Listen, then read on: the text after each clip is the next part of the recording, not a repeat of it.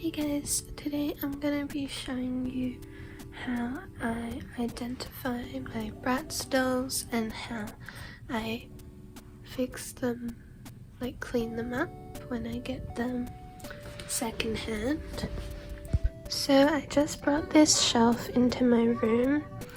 This is what it looks like right now. It's pretty messy and there's a lot of Bratz just piled up.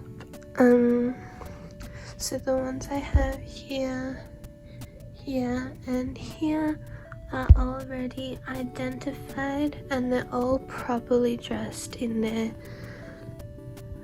their original outfits except for these two, which I didn't have their original outfits, so I just dressed them up how I felt like.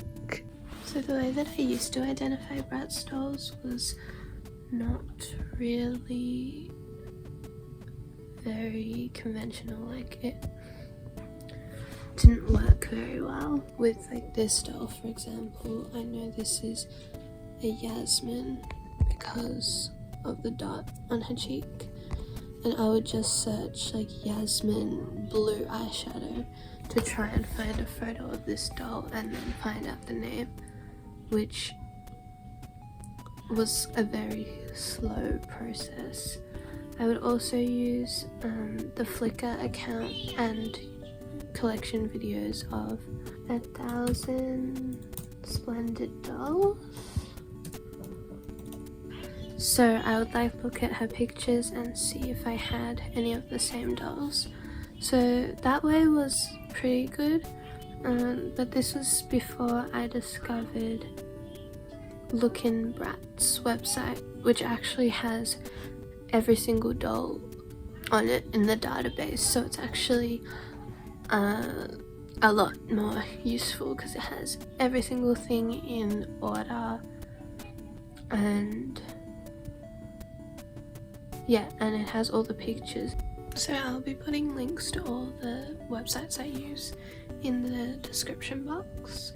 So now that I've explained how I identify dolls, the next thing I do is try and gather all their clothes if I have any. So pretty self-explanatory. Like for this one, that's the clothes I have, and then what I'm doing at the moment is I'm gonna try and identify as many as I can, dress them all in their proper outfits, and then use the spares, like the spare clothing, to fill in the gaps of the ones that are not complete. So another thing I do is their hair. So I'm gonna show you actually how I do their hair. This one is like half done. Like, I did this one, but I think I'm gonna do it again because with experimenting I've found some different methods. So I know most people boil wash a doll's hair. I've like done that in the past a long time ago, but I just found it was really time consuming and it never really worked for me that well. Like, I don't know, I think my water was like never hot enough or something, and I don't really have time for it right now. So I have this method that I'm using right now. So this is really gross right now because it has a bunch of doll hair in it. This is a dog brush. That's what I use to brush the doll's hair. So I brush it out fully. So I'm gonna do this doll right now. As you can see, her hair is not that bad as a lot of others. Actually, I'm gonna use one that is bad so it can be a better transformation. Okay, so this is the mess on the floor right now. This is all like Bratz stuff, and there's a tub of stuff in here as well. Actually, yeah, So I'm going to show you two different methods for the hair.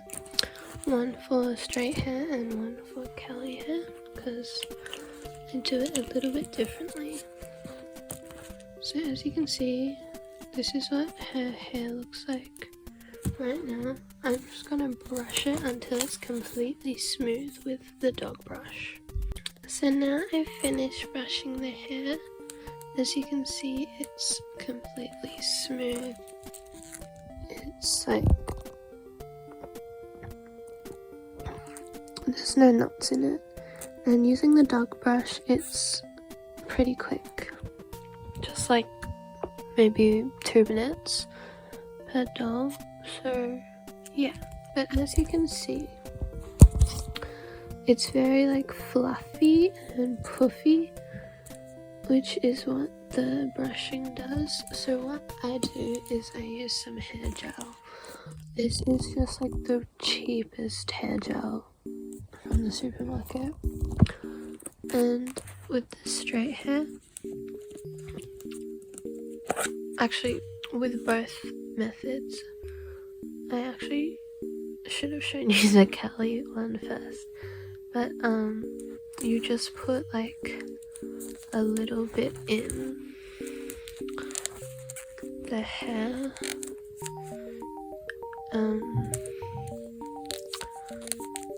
and so if you don't want it super straight,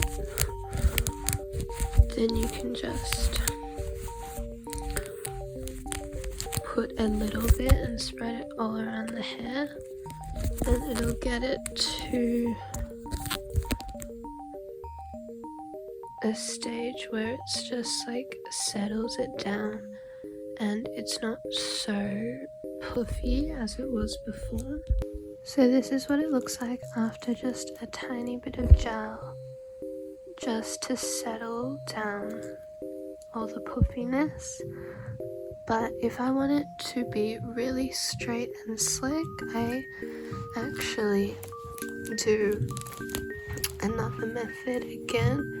So what I do is I'm actually not going to use this method on this doll. I'm going to use it on her. So as you can see, her hair's already been brushed and it's pretty tame. If I want it super straight, I'm going to get a bit of the hair and I'm going to put like quite a lot of gel on it. And then I'm going to brush this strand with the gel.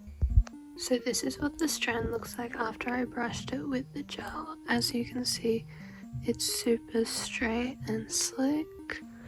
And I'm going to do this to the whole rest of this doll's hair so you can see what it looks like. So this is what she looks like after I've combed her hair through with the gel. As you can see, it's super duper straight and it has like this shine to it and it's all smooth. So yeah, that's the method I like to use for the most of the straight hair. Now I'm going to show you for the curly hair. So the first thing for the curly hair you want to do is the same as the straight hair. You want to brush it out really smooth. So I'll go do that to this one. So I finished brushing her hair. As you can see, it's really big. This is like the curliest hair I have, so most of the curly hair does not get this puffy. But I'm going to show you how I use the gel again to tame the curly hair. So what I do is I get a strand like this, and you can just, you want a good amount of gel but not too much, because we still want to keep the curls that the doll originally came with. So we're going to just put the gel in, and it really depends on what type of curls the doll had. That's how I'm gonna do this. But what I like to do normally is, once the gel's in, I like to twist the hair to make it sort of form curls, and by doing like separate chunks around the head, it's doing like separate curls. So as you can see, that is what this chunk looks like at the moment. It looks like it doesn't look that good, especially with this at the end, but as you can see, it is a pretty nice curl at the top here. So I'm going to do this to the whole rest of the head and then show you what it looks like. And even without twisting the ringlets in the hair, the gel actually just helps smooth it and help the original curls of the hair actually form back. It's actually really quite magical how it turns the frizz, it just takes away the frizz and leaves the curl. So although it still looks very big, the gel actually worked really well to tame this top bit of her hair. It looks great. It's just that the bottom is really frizzy, and most of my dolls do not get like this.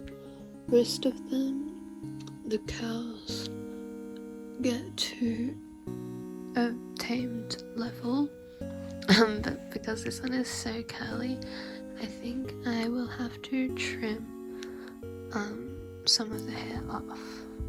So I've done a lot more gel, and it's looking really nice. The bottom is still very frizzy, but it's not unmanageable, so I think I'm just going to tie her hair up instead of trimming it. I'm going to show you what most of the curly hair looks like. So this is what like it usually looks like, so not very puffy at all. And the same with this one. I was really proud of this one, that front curl. That is just by putting the gel in and letting the hair do its thing. So yeah, one thing I love to do if I want to tie up just like a little bit of the doll's hair, or I want to like clip it, instead of using a clip,